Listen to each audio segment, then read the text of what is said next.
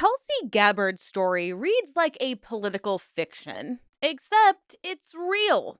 She's a former Democrat turned Republican, a war veteran, presidential candidate, and now the director of national intelligence under Donald Trump. And Gabbard has walked a path so winding it defies political logic. But beneath the patriotic speeches and bipartisan headlines lies a murkier origin story, one rooted in a secretive religious sect in Hawaii known as the Science of Identity Foundation. At the heart of this group is a self styled guru, Chris Butler, whose devotees claim spiritual enlightenment, while critics allege mind control, paranoia, and cult behavior. Gabbard's rise, insiders say, was no accident. She was groomed from adolescence inside this cloistered world, trained for leadership, and propelled forward with the help of a tight-knit network of believers. While she has spent years dodging questions about the sect, her ascent to the highest levels of U.S. intelligence has forced those questions back into the spotlight. And then came Signalgate. In early 2025, just weeks into her appointment as America's top intelligence official, Gabbard was caught up in a stunning breach of national security. A group chat on the encrypted app Signal where war plans were discussed. And a journalist was accidentally included. The scandal exposed not just reckless behavior, but something deeper. A White House inner circle comfortable operating off the grid, outside of official channels, and bound more by loyalty than by law. So today we are going to talk all about Tulsi Gabbard and her rise from cult disciple to cabinet-level power broker. And we'll discuss all of the controversies that have shaped her and the question that seems to refuse to go away: who is Tulsi Gabbard really serving? So sit back, relax, and take a deep breath. It's time to let the fresh air in.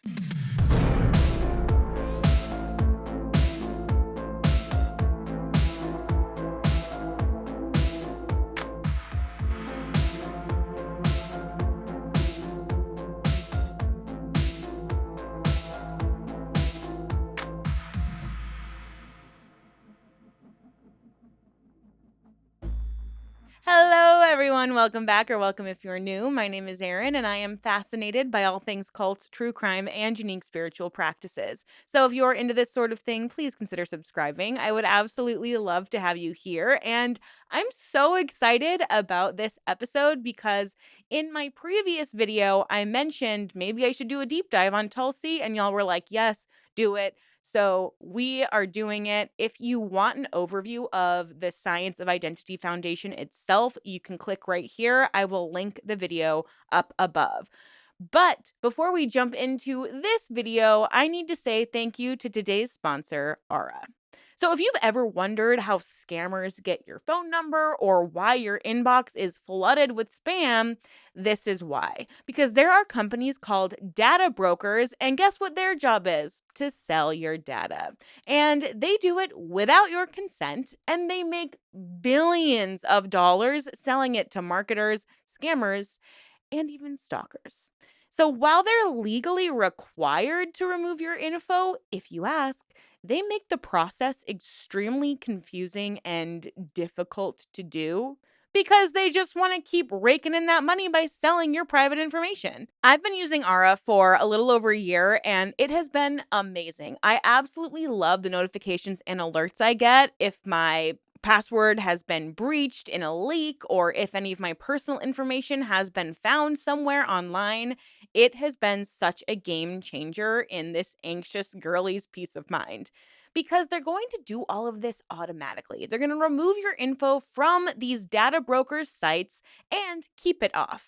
It is literally an all-in-one digital security system. So even if you have some other security tool, not having Aura is like locking the front door of your house but leaving the back door wide open. You're going to get real-time fraud alerts for credit and your banking. There's 24/7 monitoring to help you keep your identity secure. It's also a secure VPN, antivirus, a password manager, and more. I call it full spectrum online protection. It also has US-based support around the clock if something does go wrong. And if anything does happen, Aura includes a $5 million in identity theft insurance protection.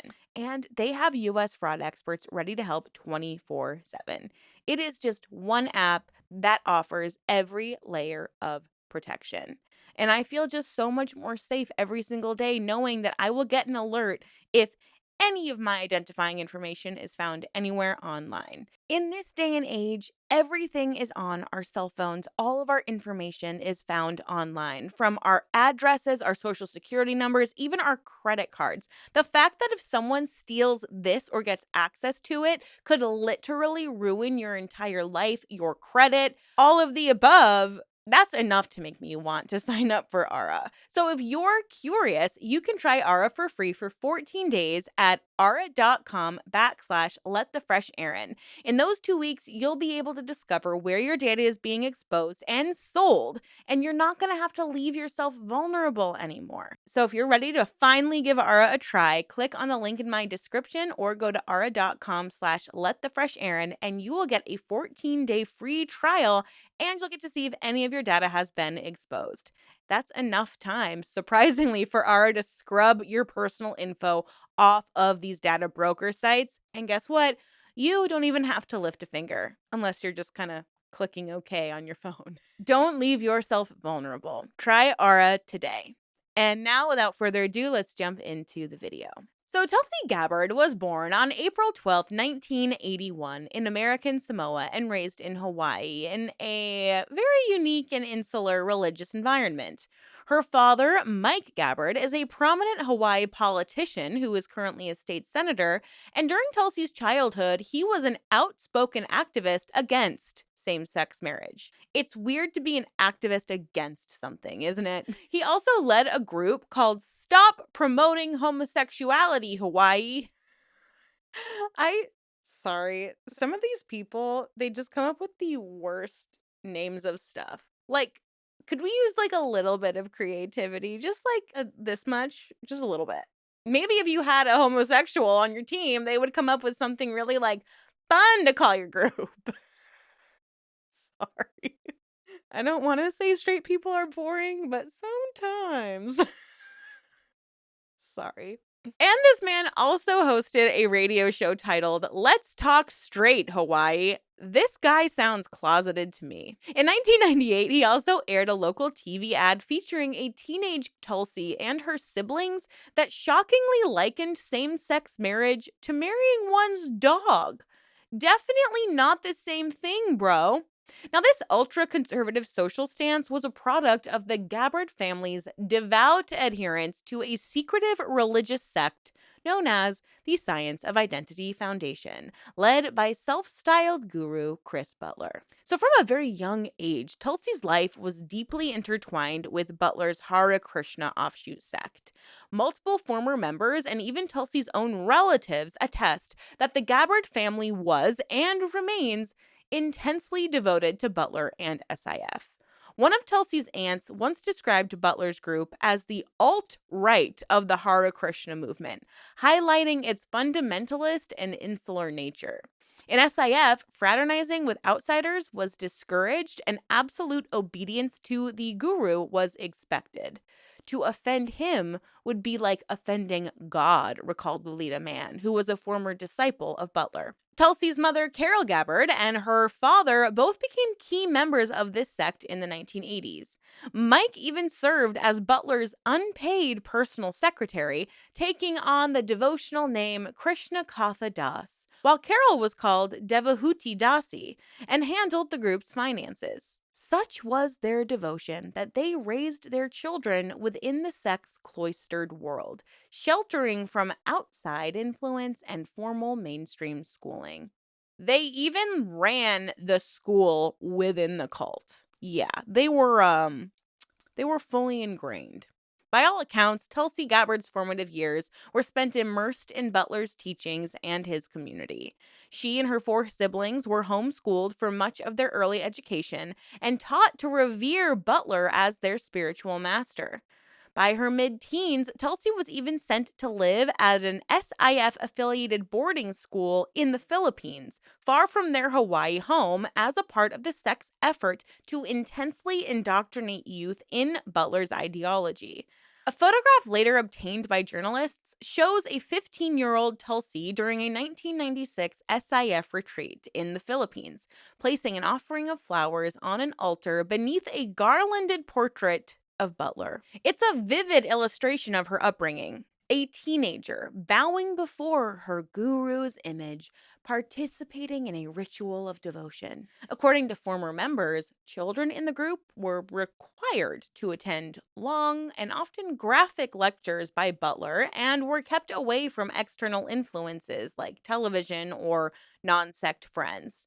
Tulsi herself has acknowledged Butler's influence on her spiritual life, calling him my Guru Dev, or spiritual master, and expressing gratitude to him for the gift of this wonderful spiritual practice that he has given to me. This insular, guru centered upbringing really shaped Tulsi's worldview and associations. It also planted the seeds of controversy that would follow her into her public life. Evidence of her lifelong link to Butler and SIF is undeniable, from childhood photos at Butler's altar to testimony from family and sect members.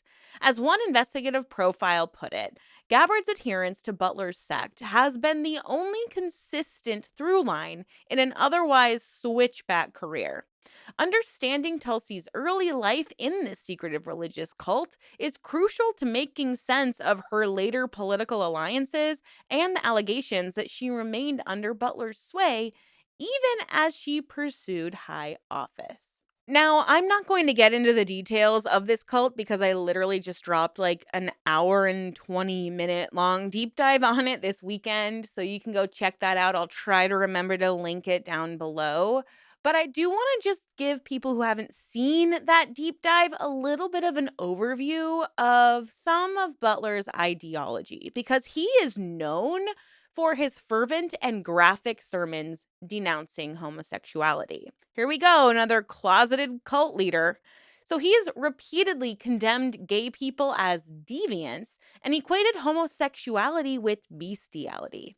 This extreme anti-LGBTQ rhetoric bled into the political activism of Butler's followers, such as Mike Gabbard's anti-gay campaigns in Hawaii that we just talked about.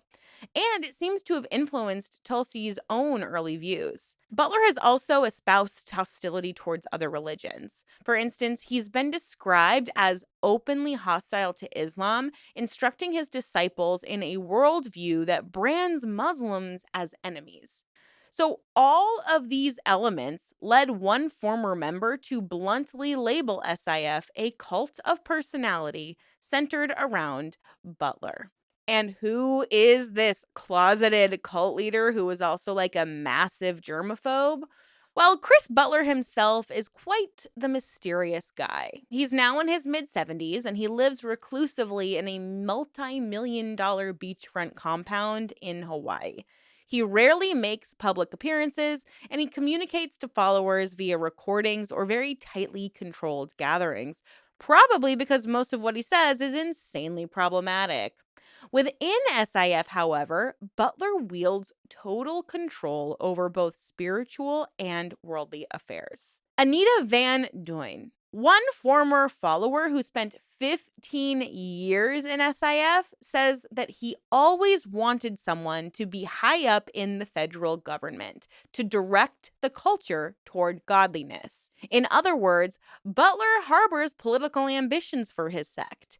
SIF's adherents have for decades tried to influence Hawaii's politics. Several followers have run for office, and they operate businesses that are linked to the group's interest. But despite SIF's somewhat secretive nature, Butler's political and social influence on his disciples is very well documented. It's very controlling, hijacking people's fear and belief system, says Rama Ranson, who was actually born into the sect in the same era as Tulsi. Those who leave the cult often face ostracism by their own families who might remain inside. So with this context in place, we have this secretive Hawaii-based cult mixing religion with political aims, it's really crucial to the understanding all of the controversies surrounding Tulsi Gabbard's career. I mean, people who knew her in the cult do say that she was groomed by Butler himself, all because he thought she would be the perfect person to prey upon and try to lift up into the political atmosphere, all thanks to him. Now, Tulsi Gabbard's swift ascent into politics was, according to multiple accounts, nurtured and supported by Chris Butler's network. Far from leaving the sect behind, Tulsi remained closely tied to Butler's disciples as she entered public life, raising persistent questions about undue influence and loyalty. Former insiders and reports have detailed how Butler groomed Gabbard from an early age for a political role. Anita, who left SIF, wrote to U.S. senators warning that Tulsi was groomed and supported by Butler in pursuit of public office, and that Butler harbors ambitious political goals that he hoped to achieve through his disciples. That way he can just stay in the background and profit off of them and make sure he's controlling whole countries. It's just disturbing. Both Anita and Lolita Mann, another former Butler follower, recall that Butler was drawn to Tulsi when she was just a child. But we're talking about a cult, so is there really any surprise that he found this child smart, attractive, and from an already politically active family? So he saw her as being a potential vehicle for his ideology to take on the national stage. Former followers say that he always wanted someone high up in the federal government. And they added to that statement that Tulsi, quote, always appealed to him. And concrete evidence backs up these claims of sect support. In 2002, at only 21 years old, Tulsi Gabbard ran for a seat in the Hawaii state legislature. At the time, she had no conventional political experience. She was just a community college student who had just gotten married. I guess if you aspire to run up the chain of politics, you're allowed to go to like a regular school. And somehow, she managed to win a House seat in her very first attempt. Key to that victory, according to one of her campaign workers from those days, was, quote, a swarm of volunteers associated with Butler's group, unquote, who all descended on her district to knock on doors and wave signs. In other words, Tulsi's base of political manpower came from her guru's devotees. Even as Tulsi initially ran as a Democrat, her social views mirrored Butler's hardline conservative stances, obviously being anti-gay and, surprise, surprise, anti-abortion, which were all out of step with Hawaii's dominant Democratic culture. People just did not believe that she was a Democrat, and they recall the disconnect between Gabbard's platform and typical Democratic positions. The answer at that time may lie in Butler's influence. It really made people question, okay, so she has a D behind her name, but was she really a Democrat? Because there seemed to be this massive disconnect between Gabbard's platform and typical Democratic positions. After one term in the Hawaii legislature, Tulsi stepped away in 2004 to deploy with the National Guard. But when she re-entered politics a few years later, the Butler clan just mobilized again. In 2010, she ran for Honolulu City Council, and once again, SIF loyalists formed her core campaign team. By 2012, when Tulsi set her sights on the U.S. Congress, she had carefully reshaped some of her positions to align with mainstream Democrats. She now supported abortion rights and cautiously backed away from any overt anti-LGBT stances. And this is disgusting to me because to me, I'm like, that shows that you're aware that this is a problematic stance to take. If you believe that most likely the majority is going to vote against your hateful belief, and so then you start pretending you're for that thing, it's gross, and it shows that you're fully aware that your belief system is rooted and hatred, and you're just trying to manipulate the system as a whole. And other people were hesitant too, because groups like Emily's List, which supports pro choice women candidates, initially hesitated to endorse her due to her past. So this forced Tulsi to explicitly assure them that her views had changed. In a very telling incident, Emily's List staff recalled calling Gabbard to clarify her stance on marriage equality. Tulsi said she, quote, didn't want government involved in marriage, unquote. When pressed that the government already is involved for straight couples, Tulsi abruptly changed her position and said that she would support equal marriage rights.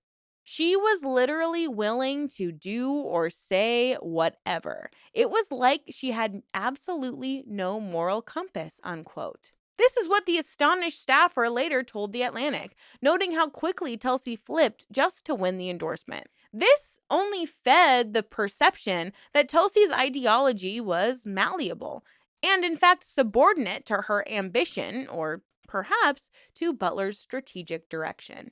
And indeed, one former campaign colleague remarked that in those early campaigns, Tulsi seemed to be, quote, struggling to form her ideology independent of her father and the sect, as if testing how far she could drift away from Butler's teachings. By the time Tulsi Gabbard arrived in Washington as a new congresswoman in 2013, her public ties to SIF were muted but not severed.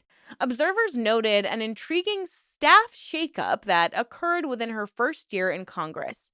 Several of her initial Washington staffers, who were mainstream Democrats, abruptly departed in 2013, and Tulsi, quote, replaced them with people affiliated with the Science of Identity Foundation, unquote, all according to a former colleague that was very familiar with her office. Around the same time, Tulsi grew closer to a small circle of fellow SIF members in her personal life.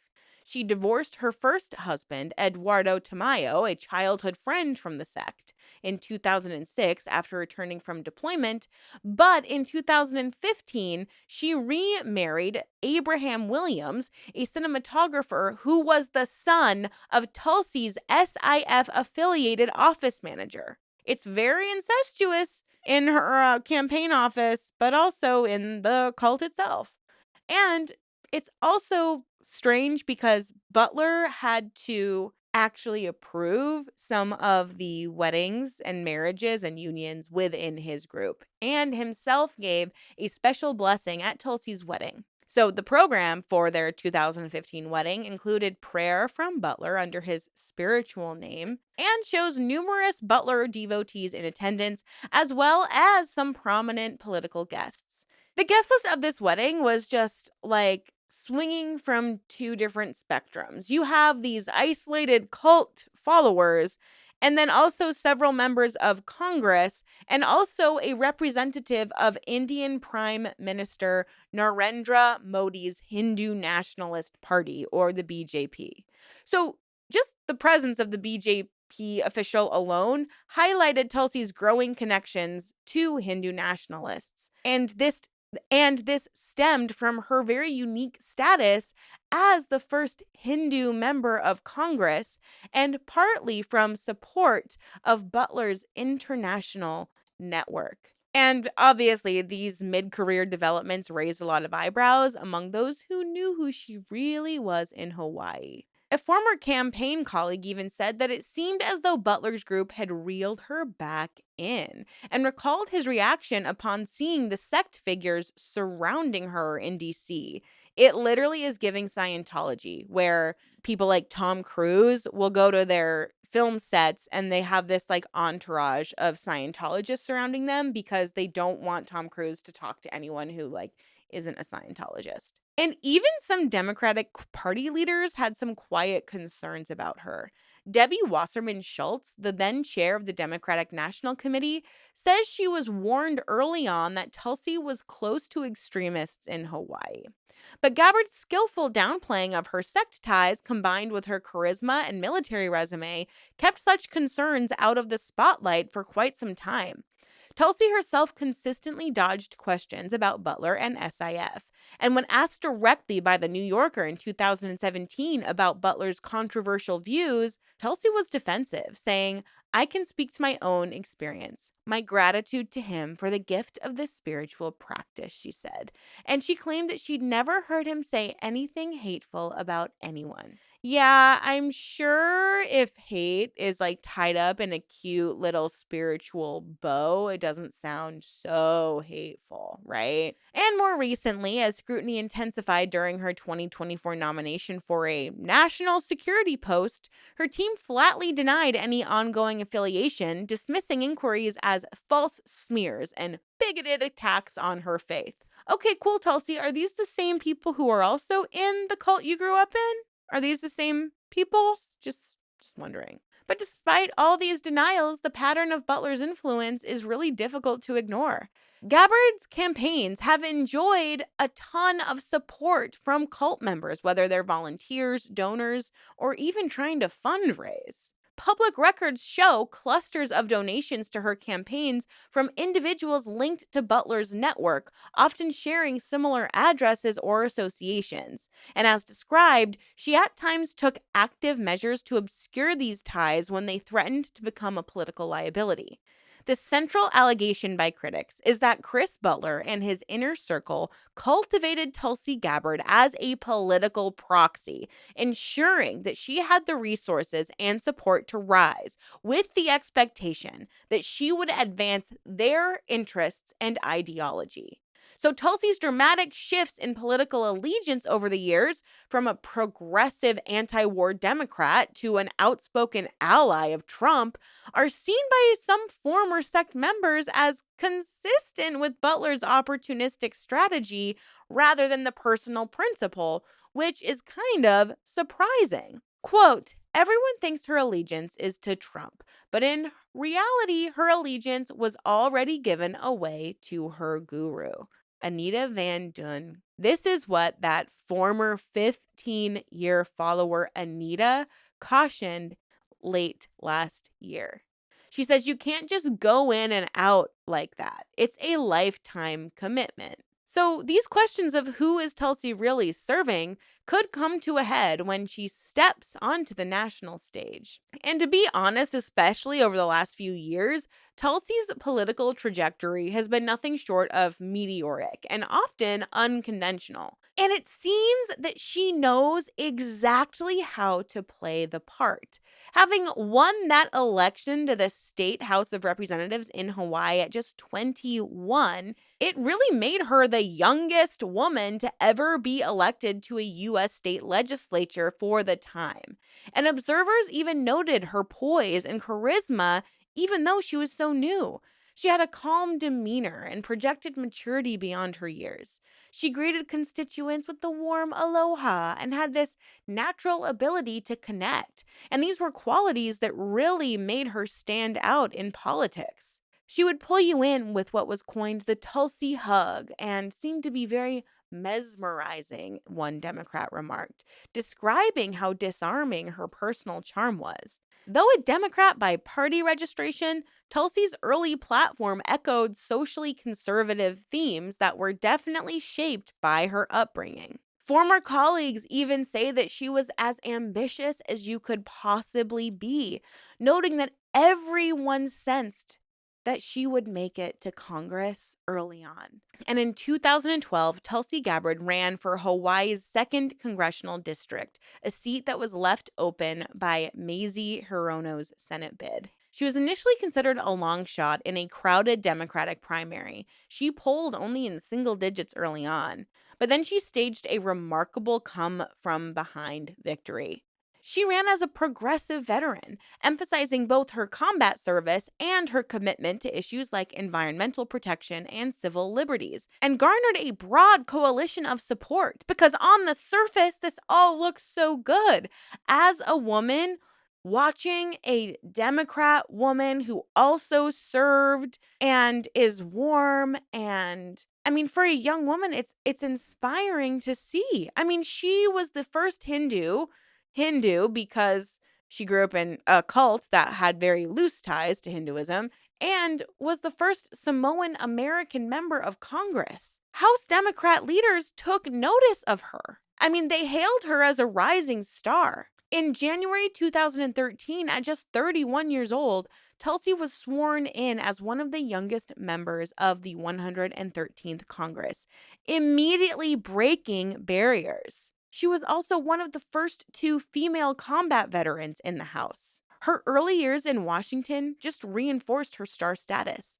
Democratic leader Nancy Pelosi even publicly called her an emerging star and appointed her to the prestigious House Armed Services Committee as a freshman. President Barack Obama personally lobbied for Tulsi to get a slot as vice chair of the Democratic National Committee. This is such an unusual honor for a freshman lawmaker.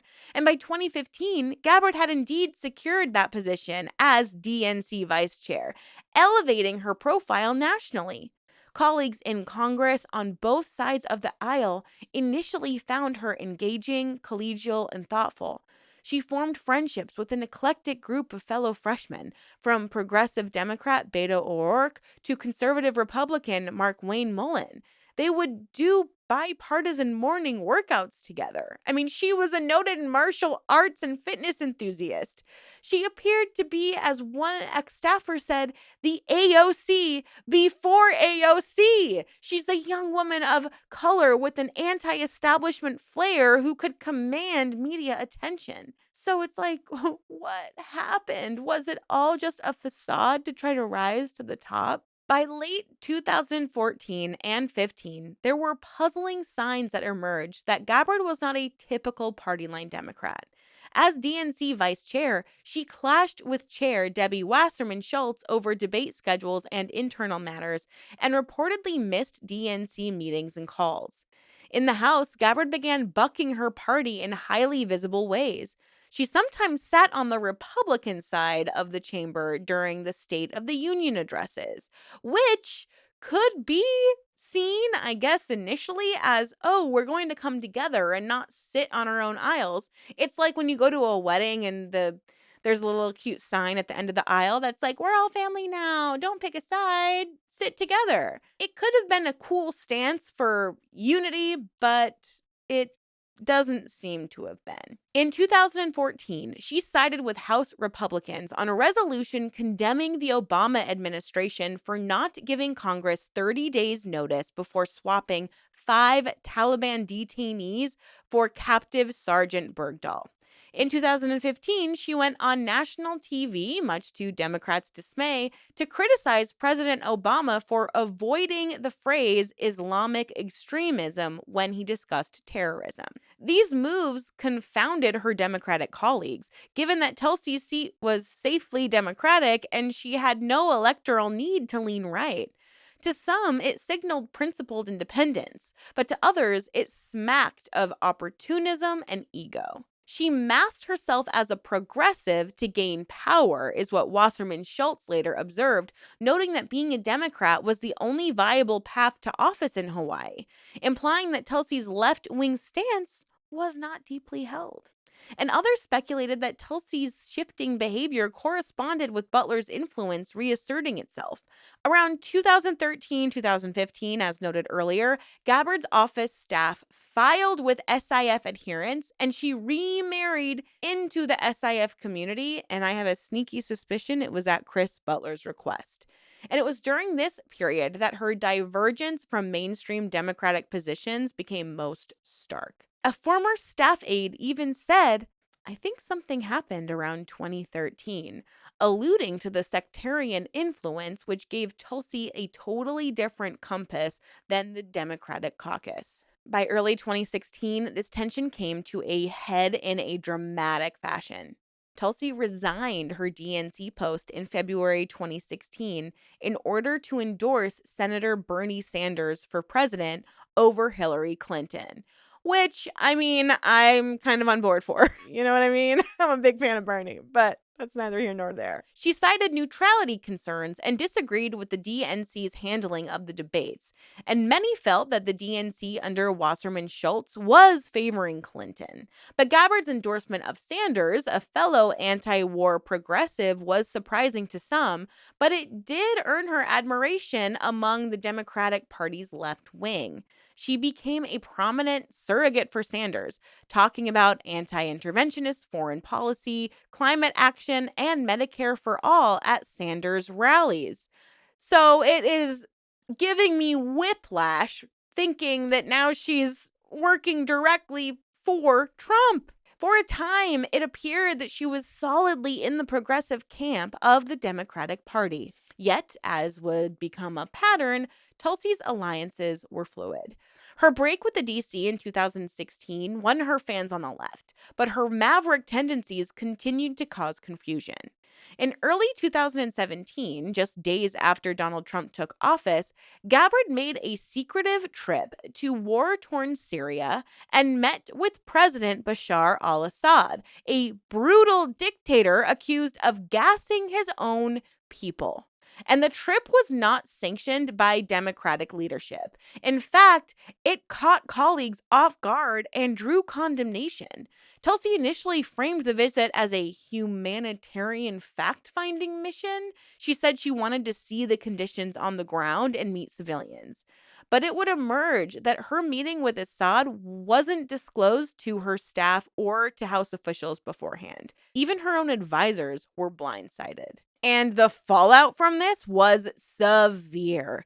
Gabbard's freelance diplomacy violated a long-standing convention that members of Congress do not engage with foreign adversaries in conflict without clearance. And many in Washington, Democrats and Republicans alike, were absolutely appalled that she gave Assad a propaganda photo op. To them, meeting with a dictator allied with Vladimir Putin was an unforgivable breach of judgment, raising questions about Gabbard's sympathies.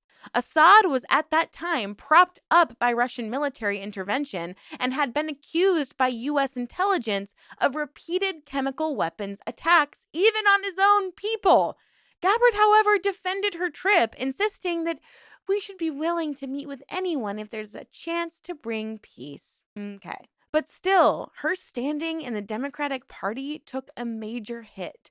For DC institutionalists, Gabbard's conversations with Assad broke a long-standing convention, wrote The Atlantic, and many saw the trip as an unforgivable swerve towards autocracy. Her once bright star in the party establishment was dimming. But despite all the controversies, Tulsi Gabbard marched to the beat of her own drum and decided to run for president in 2020. In January 2019, she officially announced her candidacy for the Democratic nomination for president, positioning herself as an anti-war, anti-establishment voice. She said she was fighting for the soul of our country. And it was an uphill battle. Gabbard started as a little-known congresswoman in a field that eventually numbered over 24 candidates. She built her campaign around opposition to regime change wars, calling for the U.S. to stop intervening militarily overseas and instead focus on domestic issues. Her platform also touched on climate change, a ban on nuclear weapons, and populist economics, but it was her vociferous critique of the U.S. foreign policy orthodoxy that set her apart. This message earned her a motley alliance of supporters. Some progressives appreciated her peace stance and support for policies like Medicare for all, while libertarians and even some conservatives liked her skepticism of the military-industrial complex.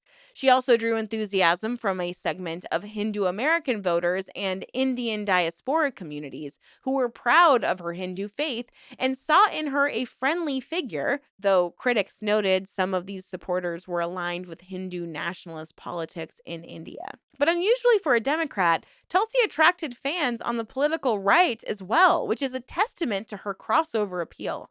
For example, Joe Rogan, who often bucks partisan lines, publicly endorsed Gabbard. And we all know his endorsement can sure go a long way, unfortunately. Gabbard's presidential run had a few noteworthy moments. In the July 2019 Democratic debate, she won attention for a sharp takedown of Senator Kamala Harris's record as a prosecutor, momentarily boosting Gabbard's polling and search trends.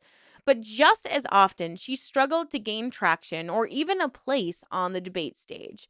The DNC's polling thresholds caused her to miss some later debates.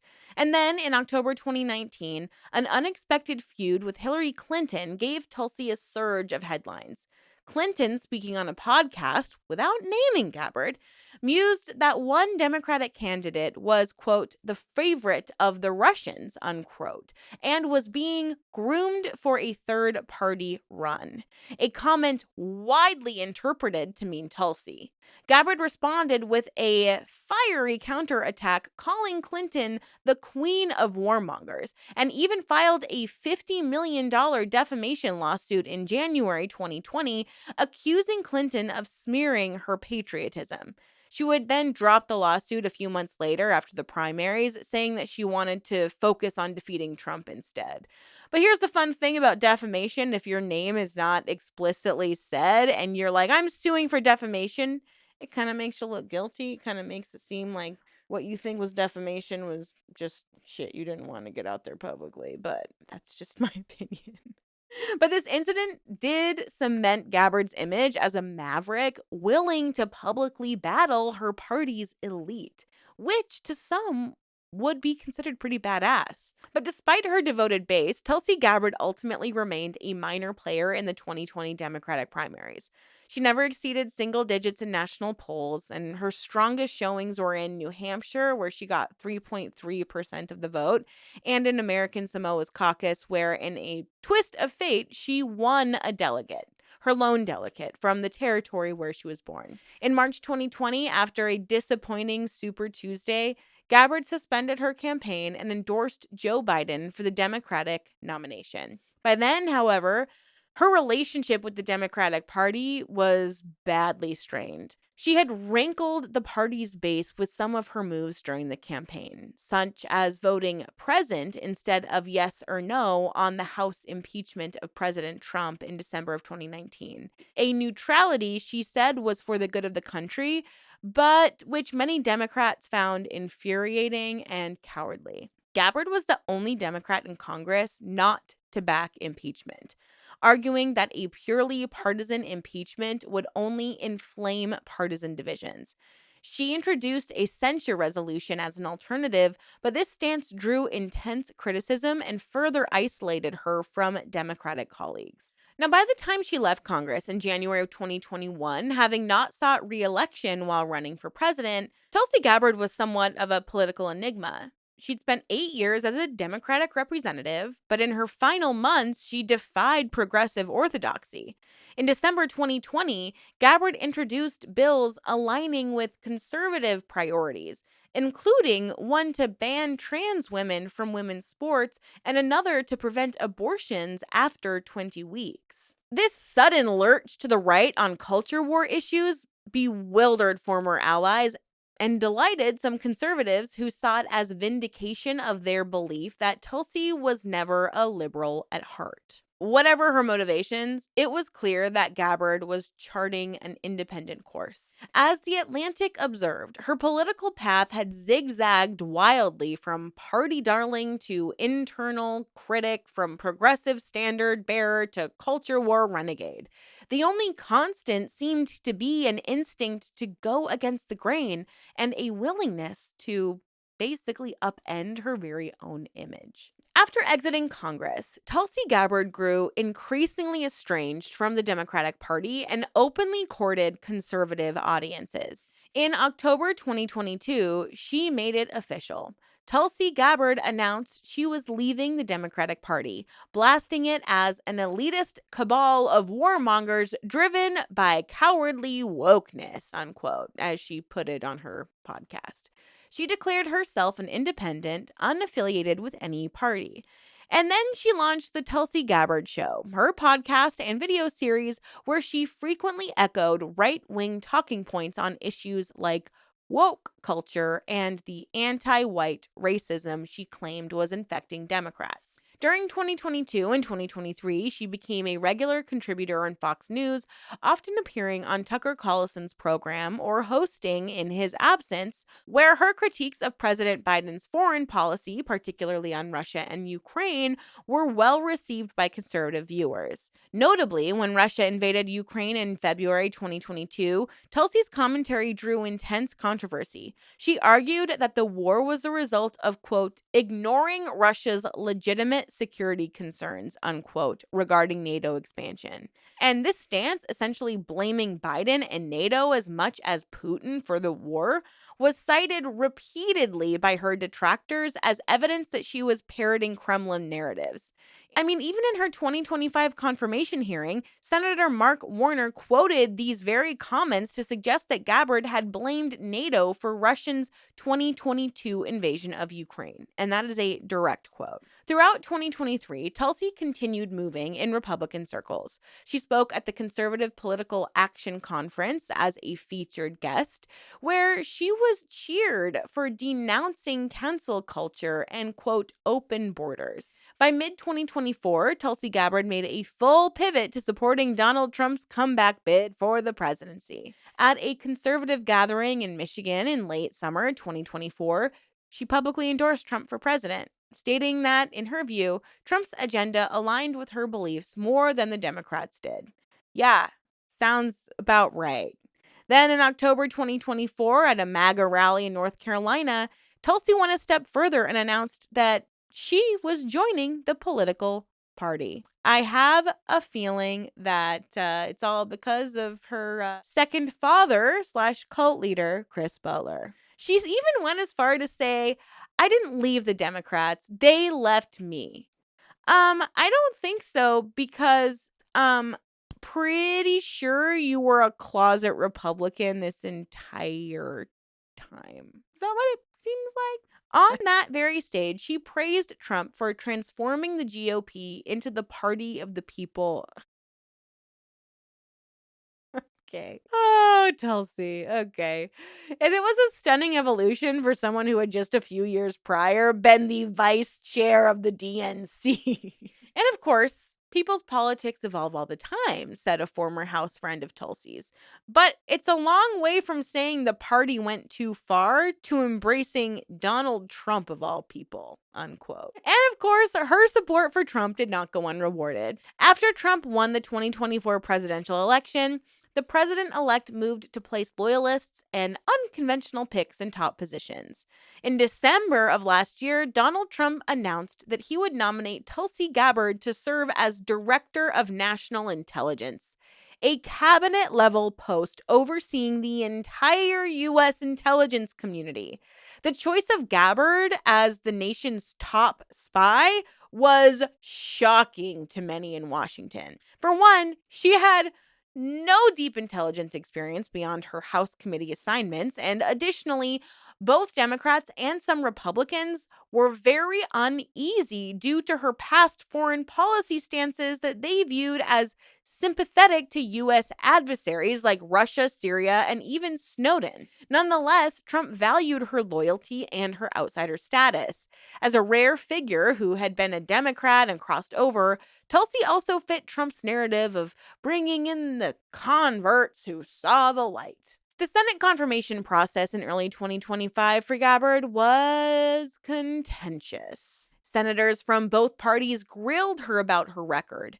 They raised her actions and statements one by one, saying, "You blamed NATO for Russia's invasion. You rejected the conclusion that Assad used chemical weapons." This is what Senator Warner said, pressing her and voicing concern that her worldview aligned more with Moscow and Damascus than with Washington. And Gabbard pushed back and also tried to evade direct answers on some critical questions. Most notably, she refused to label Edward Snowden as a traitor when repeatedly asked. And to be honest, I have my own feelings about Edward Snowden, different conversation for a different video. But some of the things that he brought to light were deeply concerning. But anyways, her non-committal answers angered even usually mild-mannered senators. Ultimately, thanks to the Republicans holding a very narrow majority, Tulsi was confirmed as DNI in late January 2025 by a very slim margin. Media reports noted that it was one of the more divisive intelligence confirmations in recent history, with several senators in Trump's own party only begrudgingly voting yes after private assurances. And with that, Tulsi Gabbard, once a progressive darling, assumed office as the 8th Director of National Intelligence in February 2025, overseeing 18 intelligence agencies, including the CIA, NSA, and FBI. It marked a dramatic pinnacle for her career, but it also opened a new chapter of controversies and challenges that we are going to dive into right now. We really can't talk about Tulsi without talking about Signalgate, because barely 2 months into her tenure as Director of National Intelligence, Tulsi Gabbard became embroiled in a high-profile national security controversy that has been known as Signalgate. In March 2025, revelations emerged that a group of top Trump administration officials, including Gabbard, had been communicating about sensitive military operations in an encrypted Signal messaging chat, and that they had accidentally, oops-a-daisy, allowed an outsider, a journalist, into the chat. The incident raised some serious questions about operational security and judgment at the highest levels of government, and it put Gabbard on the defensive in her new role. The saga began on March 13th, 2025, when Jeffrey Goldberg, the editor-in-chief of The Atlantic, suddenly found himself added to a group chat on the Signal app. The chat was titled Hootie, and I looked up how to pronounce this, so I really hope I'm pronouncing it correctly. PC small group, suggesting that it was about policy coordination, or PC, regarding the Houthis, an insurgent group in Yemen that was aligned with Iran. Goldberg was baffled to be included because it appears someone in the administration mistakenly added his number, not realizing that he's a journalist. So what he saw in the chat was alarming. Top national security officials candidly discussing plans for imminent U.S. military strikes in Yemen, including specific operational details. What a mess up. What an utter failure. And within days, The Atlantic published Goldberg's firsthand account of this accidental glimpse into a war council. According to the report, the Signal group included National Security Advisor Mike Waltz, who used it to direct his deputy on forming a, quote, tiger team for the Yemen operation. Present in the chat were accounts appearing to be those of Vice President J.D. Vance, Secretary of State Marco Rubio, Defense Secretary Pete Hegseth, CIA Director John Ratcliffe, DNI Tulsi Gabbard, Treasury Secretary Scott Bessent, White House Chief of Staff Susie Wiles, and some other senior officials. In short, it was a who's who of Trump's national security team.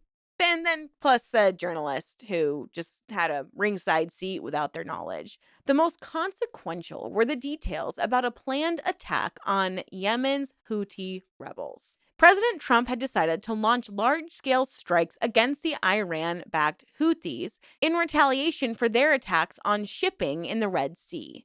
The Signal chat revealed that just hours before the strikes, Defense Secretary Hegseth had posted the operational war plan to the group. He included information on targets, the weapons to be used, and the timing and sequencing of the attack. In a text message! Oh my God. Goldberg didn't publish these specifics for security reasons, but did describe the act as shockingly reckless. Essentially, the nation's war plans were just floating around in a group text. The presence of Goldberg in the chat meant that these secrets were potentially compromised, though to his credit, he did alert authorities and didn't leak the plans before the operation took place. But if you're going to mistakenly add a reporter to a group chat, who's to say you don't mistakenly add an adversary to one, you know? The U.S. strikes went forward on March 15th, 2025, hitting those targets in Yemen as planned. But after the Atlantic report on March 24th, there was an uproar that ensued in Washington. Democratic lawmakers blasted the incident as a major security breach and called for an investigation. They pointed out that using a private messaging app like Signal for high-level military planning could violate federal records laws and security protocols. The White House under Trump scrambled to downplay the damage. An NSC spokesperson acknowledged the chat's authenticity and said an internal review was underway to determine how an inadvertent number was added, unquote, to the chain. One of these idiots added it.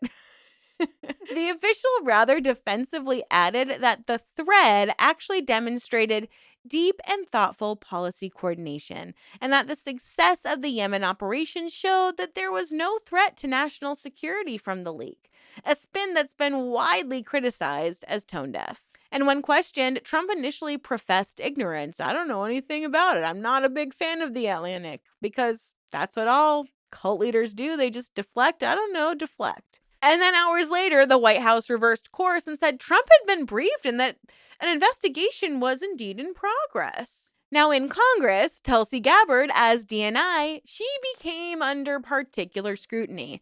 Although it's unclear if Gabbard herself sent any messages in the chat because her name did not feature in any of the excerpts that were published, she was a participant. And crucially, the most senior intelligence official responsible for secure handling of information. On March 26, 2025, she testified at a House Intelligence Committee hearing that had been scheduled on worldwide threats, and it turned into a de facto grilling on the Signal scandal. Before the committee, Tulsi admitted that it was a mistake that the Atlantic's editor was added to the chat to discuss these sensitive war plans. However, she refused to go into details, citing that there was pending litigation related to the case. And indeed, a government watchdog group had filed a lawsuit seeking records of the chat. But she was pressed by lawmakers if she was on that Signal group, but she would not say anything beyond the prepared line. And her evasiveness obviously drew frustration from Democrats. I mean, for Tulsi Gabbard, Signalgate was a baptism by fire as DNI. It thrust her into unwelcome headlines and further polarized opinions about her. Her supporters argued that the leak was inadvertent and not her fault, likely just like a staff error. It was somebody else. It couldn't have been Tulsi, and that she was handling the aftermath appropriately by just acknowledging the mistake and initiating a review. Detractors, however, saw it as proof of Gabbard's unsuitability for high office, evidence that she was part of a team that flouted rules and lacked professionalism. Democrats on the Senate Intelligence Committee, led by Senator Mark Warner, went so far as to call for resignations of officials involved, implicitly including Gabbard. He also seized another development: Tulsi's announcement of a new Internal Directors Initiative Group, or DIG. What an apt name. We've got DIG, we've got DOGE, we've got them all. And this was meant to investigate alleged political bias in intelligence agencies. LOL. In April 2025, Warner criticized this task force as a witch hunt targeting intel officials deemed disloyal to Trump. Coming so soon after the Signal scandal, Warner argued, Gabbard was undermining morale and trust in the intelligence community for partisan ends. But Gabbard defended the task force as a needed effort to increase transparency. However, the back-to-back controversies of Signalgate and the DIG loyalty purge accusations left Gabbard facing intense skepticism from half of Washington only months into her new DNI job. And as of mid-2025, she remains a polarizing figure in American politics and governance. In the first half of 2025, she navigated the fallout from the Signal chat controversy while also pushing forward with Trump administration initiatives in the intelligence realm. Gabbard has tried to reassure Congress that she can be a nonpartisan steward of intelligence, but partisan mistrust lingers. And there's a lot of media scrutiny on her. In April 2025, an incident on MSNBC illustrated how contentious and closely watched her every word is. Two MSNBC hosts erroneously reported that Tulsi Gabbard had said Trump and Putin are very good friends, a claim that spread on social media. But in fact, Gabbard had not said this. It was a misquote. She had referenced Trump and India's PM Modi being friendly, not he and Putin.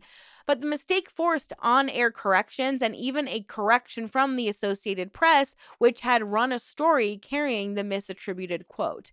The episode, though, an error on the media's part, underscores that Gabbard is a flashpoint figure, where any perceived slip at this point can ignite controversy.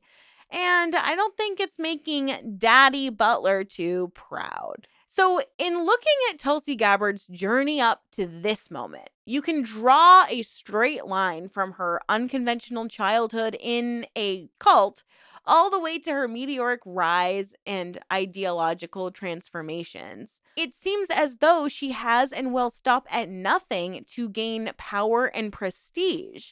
But I can't help but wonder if Chris Butler is sitting in his Hawaii mansion, just rolling his eyes, disappointed, ashamed, and embarrassed, or if he's like, "You go, Glen Coco." It's really, really sad because it does seem like she had a lot of potential. It does seem like she had a lot of her own charisma and charm. It's something we have to acknowledge in all of these videos when it comes to cults is she is a victim in a way. Imagine the pressure of trying to please your parent and then just multiply that tenfold because it's a cult leader who could make you totally ostracized from every single person you love, from your entire world view. And now you are on a world stage where majority of humanity knows your name and you're effectively doing a bad job at your job trying to impress your cult leader. On one hand, it makes me kind of sad for her because what if she had denounced him? Would she still be in the Democratic Party, A? Or would she be living a more fulfilling life for herself, whether she's in the political atmosphere or not? That's what's so deeply troubling about these cults and the fact that we have someone who was so ingrained in a cult leading a governmental body. How is this person ever going to deconstruct the things that they learned? It's really like a complicated feeling for me right now because on one hand, her ideology is disgusting to me.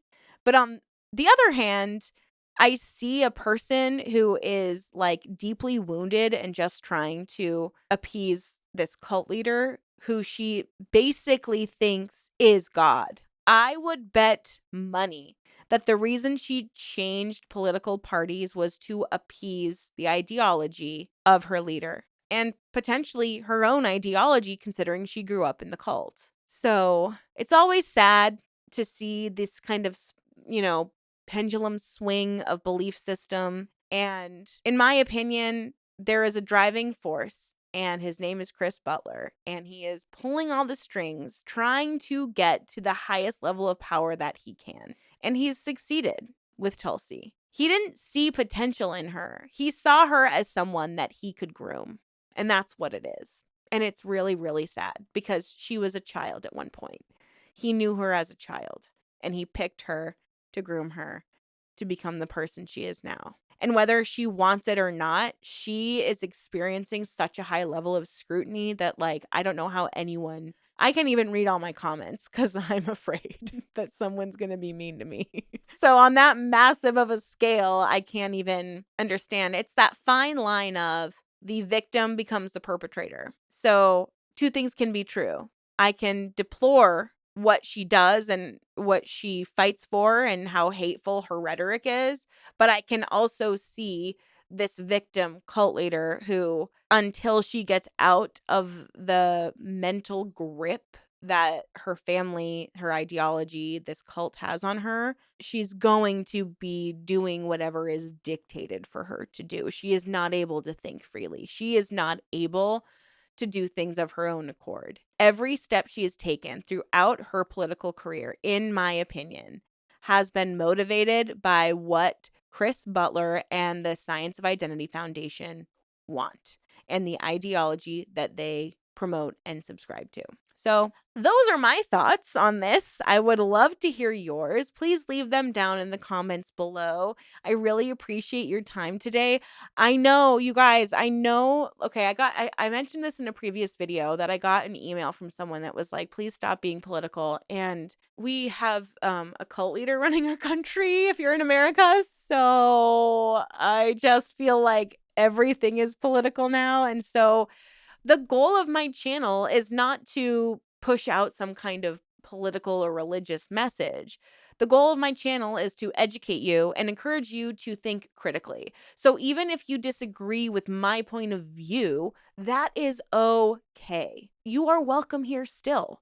I want to create and nurture a community of people that can have very constructive disagreements and debates while continuing to respect one another, because I feel like that's what's really missing in our society right now.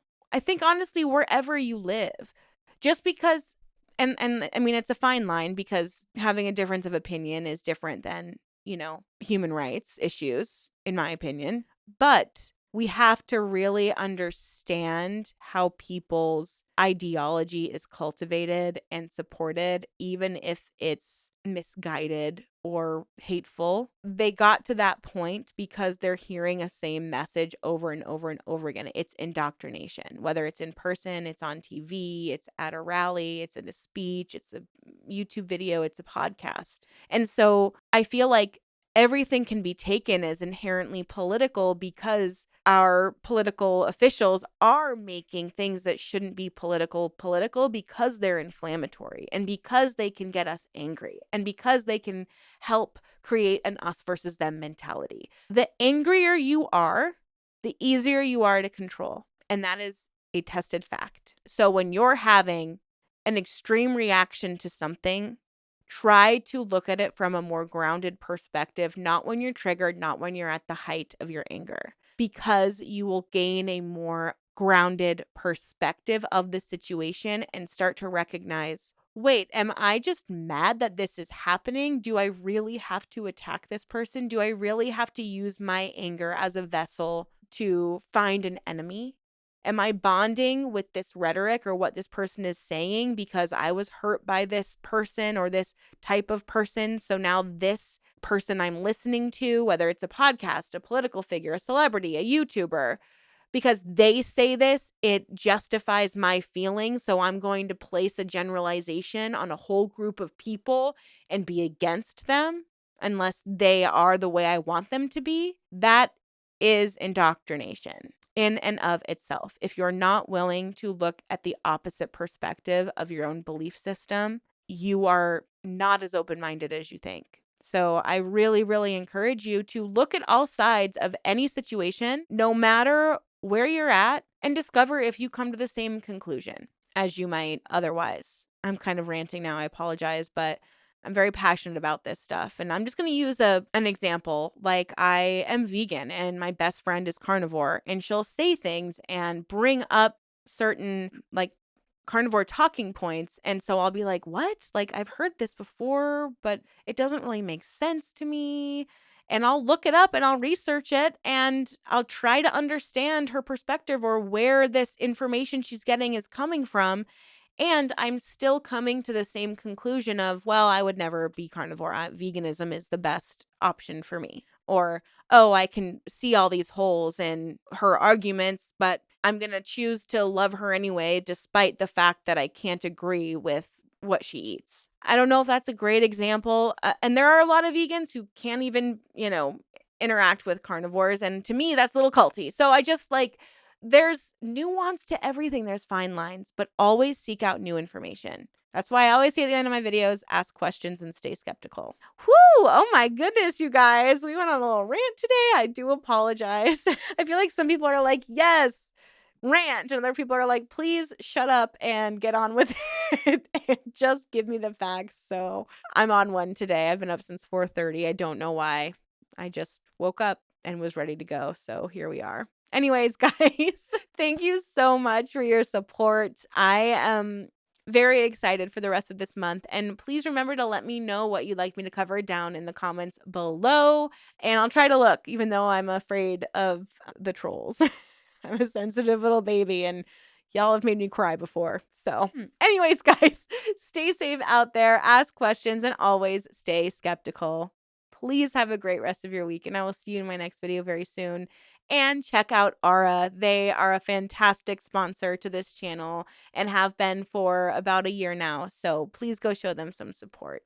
I appreciate you, and thank you so much. Bye.